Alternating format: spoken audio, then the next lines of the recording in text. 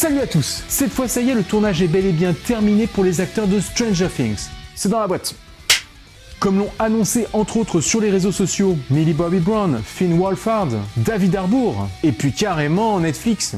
Alors maintenant il va être temps pour les frères Duffer de remballer le matériel et de se lancer dans une longue phase de post-production qui va durer un certain temps, surtout avec tous les effets spéciaux qui vont être ajoutés à cette saison. Et pour finir en beauté avec ces derniers instants de tournage, nous avons eu droit sur les réseaux sociaux à une dernière session de photos volées. Et la pêche a été plutôt bonne pour les auteurs des clichés, car nous révélant probablement des éléments majeurs de ce qui nous attend. On va y revenir de suite, mais attention, ça pourrait être très spoilant. On va revenir aussi rapidement sur le premier Stranger Things Day. Bon, quand ça s'est passé le 6 novembre, du coup j'étais un peu au taquet sur les réseaux, mais on n'a pas eu les grosses informations croustillantes que j'aurais espéré de la part de Netflix. D'ailleurs, pour ceux qui me suivent sur Twitter, on a pu échanger sur les deux sujets. Donc venez me rejoindre, we need you. Bref, on va aussi aborder d'autres points autour de l'univers de Stranger Things, en parlant VHS et aussi jeux vidéo. Donc on y va sans plus attendre, c'est parti!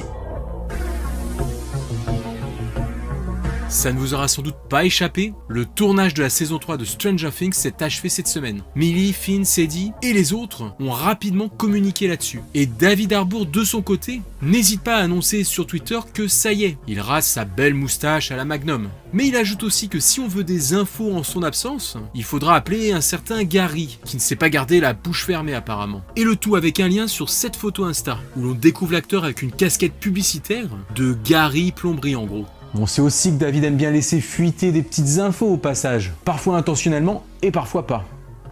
Ainsi on peut imaginer qu'il faudra compter sur ce nouveau personnage auquel il fait allusion dans la série, sans doute quelqu'un de très bavard donc. Sinon cela pourrait être simplement un nom d'emprunt, une couverture, pour Jim Hopper qui se déguiserait ainsi pour enquêter, car c'est lui après tout qui porte la casquette sur la photo, et peut-être que ce serait afin d'infiltrer un lieu précis. Ou alors rappelez-vous d'un des nouveaux personnages pour la saison prochaine, Bruce le journaliste, qui sera probablement inspiré du film Fletch.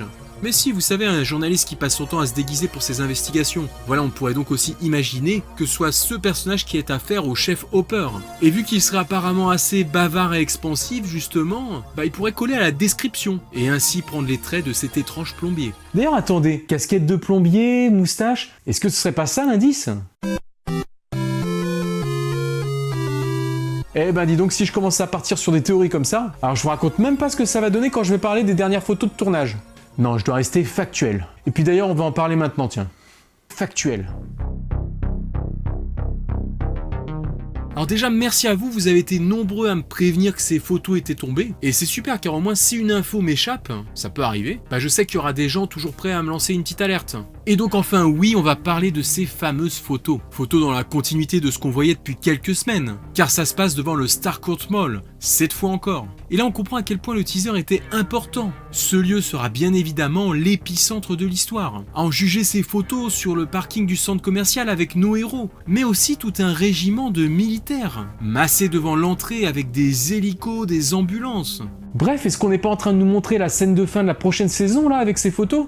En effet, on a des sortes de retrouvailles entre Will et sa maman. On a l'impression que nos amis sont pris en charge par l'armée. Et l'ambulance ne présage rien de bon, avec celle de l'armée derrière. Mais bon, dans ce genre de cas, il y a toujours une ambulance, comme dans tous les grands classiques des 80s. Et c'est d'ailleurs ça aussi qui pourrait faire penser qu'on est sur une scène de fin. Les ambulances et la cavalerie arrivent toujours à la fin du film, après le dénouement, une fois que tout est fini en gros.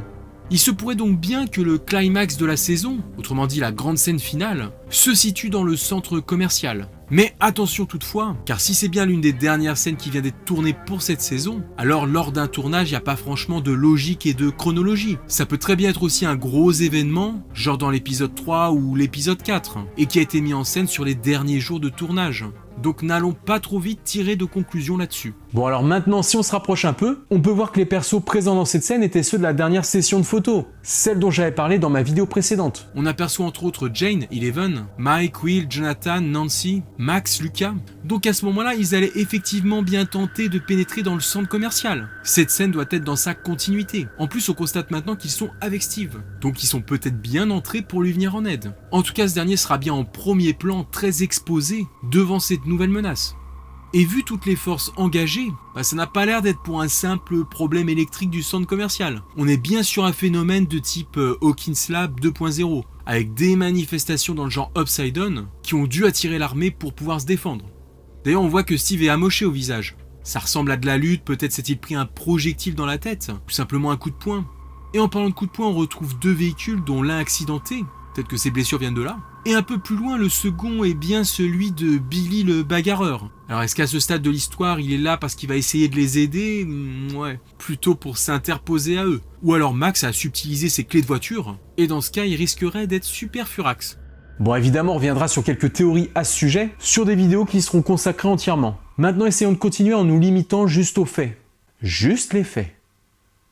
Non, je me parle à moi-même. Et notre nouvelle venue Maya Hawke, qui incarnera Robin, la collègue de Steve, est aussi présente. Et à son allure, elle vient elle aussi de vivre les événements intenses à l'intérieur du centre commercial. Elle a du sang sur sa belle tenue, peut-être est-ce le sang de Steve pour le coup. En tout cas, comme annoncé précédemment, elle sera donc très impliquée dans la narration. Joy, elle, est en treillis, tenue style militaire. Vient-elle d'arriver avec l'armée?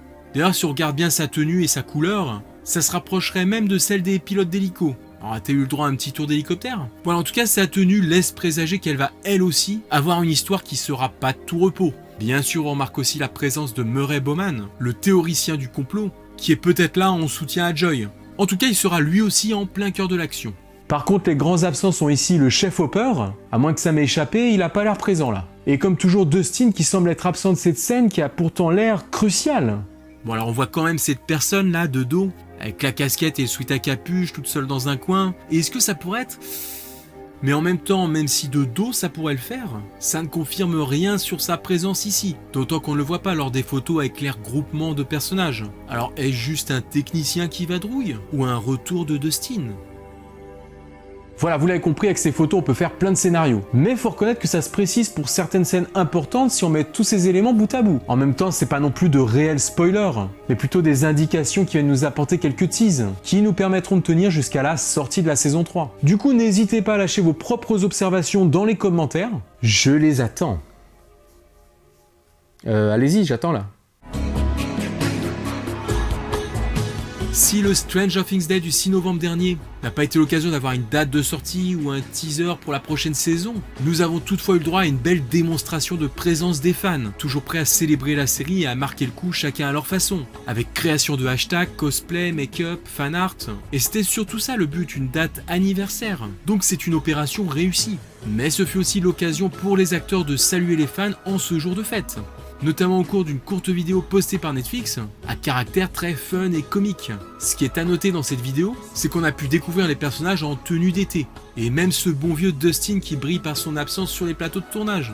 Après, cette fois sans prévoir le pire, cette image de l'acteur pourrait justement expliquer en partie son absence, et notamment cette casquette qu'il porte à la place de son habituel. Il semblerait qu'elle fasse référence à un camp de vacances. Bon, après, j'ai pas une vue d'aigle, mais on dirait bien qu'il est écrit Camp Nowhere avec un jeu de mots sur Nowhere. Et en plus, il y a une représentation d'un ordinateur qui pourrait faire penser à un camp de vacances version nerd. Voilà, alors est-ce que c'est un indice? Est-ce que ça pourrait en partie expliquer son absence? Ben, à défaut d'avoir une réponse plus poussée, disons que oui pour l'instant, et on verra comment ça se décante dans l'histoire.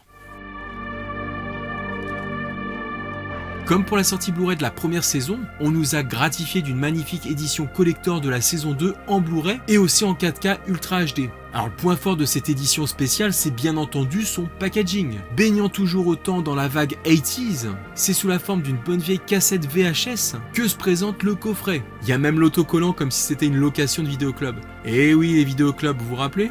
En tout cas, tous les petits détails sont toujours aussi saisissants comme dans celui de la première saison.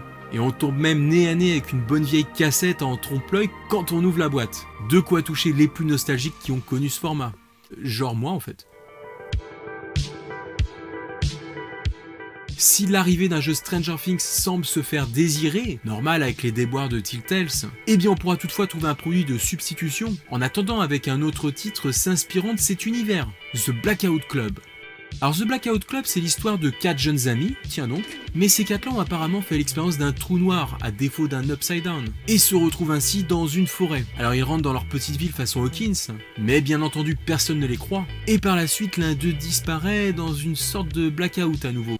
Ah, ça me rappelle quelque chose ça.